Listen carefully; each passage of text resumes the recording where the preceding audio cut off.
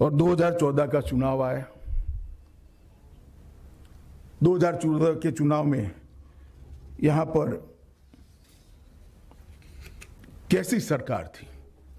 मनमोहन सिंह की सरकार 10 साल समाप्त कर चुकी थी और मनमोहन सिंह की सरकार के 10 साल के बाद स्थिति ऐसी थी कि देश में एक ऐसी सरकार थी कि जिसकी प्रधानमंत्री की कैबिनेट के हर व्यक्ति प्रधानमंत्री को प्रधानमंत्री नहीं मानते थे।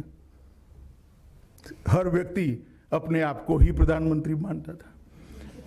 पॉलिसी पैरालिसिस हो चुका था। देश की सुरक्षा का कोई ठोर ठिकाना नहीं रहा था। विदेशों में देश का सम्मान शायद उस वक्त सबसे नीचे गया हुआ था।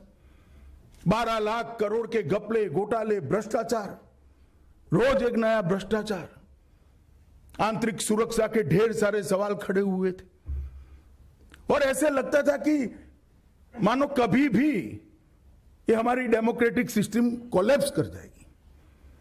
उस वक्त भारतीय जनता पार्टी ने निर्णय दिया कि गुजरात के मुख्यमंत्री 2014 के चुनाव के अंदर भारतीय जनता पार्टी के प्रधानमंत्री के प्रत्याशी होंगे। ढेर सारे आंदोलन होते थे। आंदोलन दिल्ली वालों ने तो देखी ही है। ये सब आंदोलनों के बीच में एक ही घोषणा ने एक नए प्रकार का परिवर्तन देश के अंदर, मैं तो इसका साक्षी क्योंकि मैं भी इस वक्त दिल्ली रहता था, उस वक्त दिल्ली रहता था, मैं साक्षी हूं उसका। अचानक परिवर्तन दिखा और ये परिवर्तन जो आक्रोश था वो आशा में परिवर्तित होते हुए मैंने मेरे आंखों से देखा है। जिनको समाज जीवन की परिवर्तनों की नजर है वो आज भी पीछे रिवाइंड करके देखेंगे तो उनको मालूम पड़ेगा कि जो आक्रोश बना तो हुआ था, नरेंद्र मोदी का नाम आते ही धीरे धीरे धीरे आशा में परिवर्तित हो गया कि चलिए चुनाव आ रहा है, पीछे की बात छोड़ दीजिए, मोदी जी के साथ जुड़िए और आगे हम अच्छा कर पाएंगे। ये भी प्रयोग कर कर देख लें। और 14 में मैंने जैसे पहले कहा पूर्ण बहुमत की सरकार बनी और वहां से मोदी जी का अब तक का 7 साल का कार्यकाल चालू हुआ और देश के अंदर हर क्षेत्र के अंदर जो परिवर्तन हुआ है वो इसका रेखांकन करना भी बहुत दिक्कत है।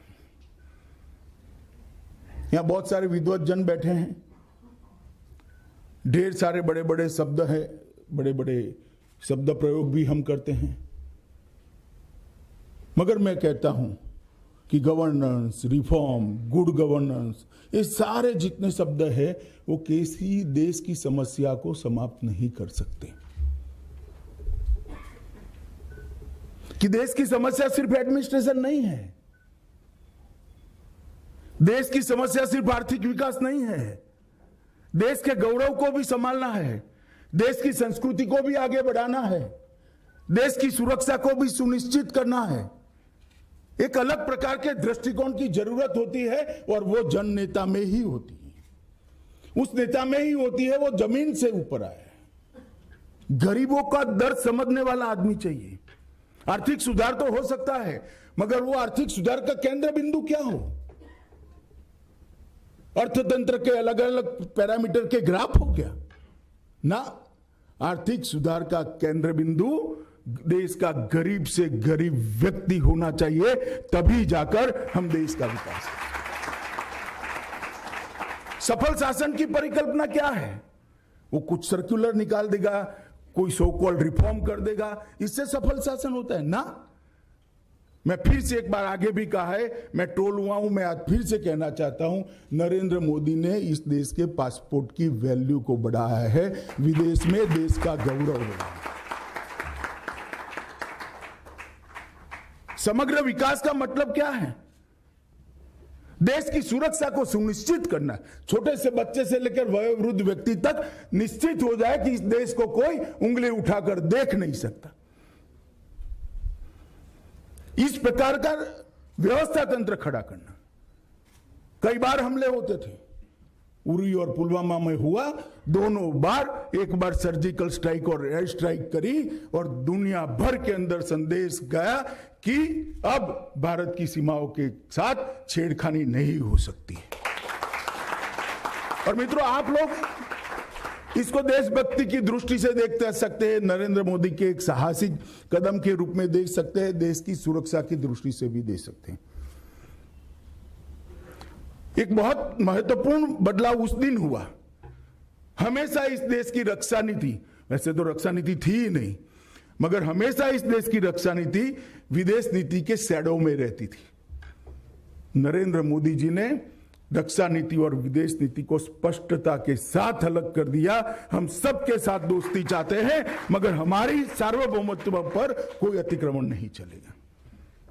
ये सारी चीजों का समावेश होता है, तब सफल शासन होता है।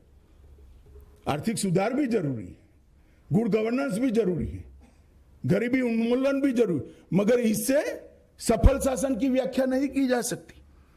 हमारे संविधान ने पूरा पढ़ ले तो उसके अंदर हमारे सामने क्या लक्ष्य रखे?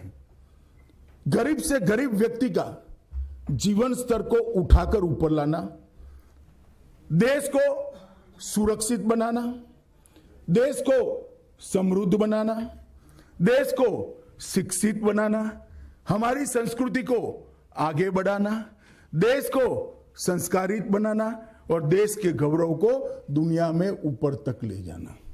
ये सब इकट्ठा होता है तब एक सफल शासन बनता है, और ये सब इकट्ठा करने में जो नेतृत्व देता है वो सफल शासक बनता है। और नरेंद्र मोदी जी भले अपने आप को विनम्रता से प्रधान सेवक मानते, उनकी मान्यता है, बिलीफ है, मगर मैं कह सकता हूं कि सफल से सफल प्रधानमंत्री अगर कोई है आजादी के बाद तो श्री नरेंद्र मोदी है।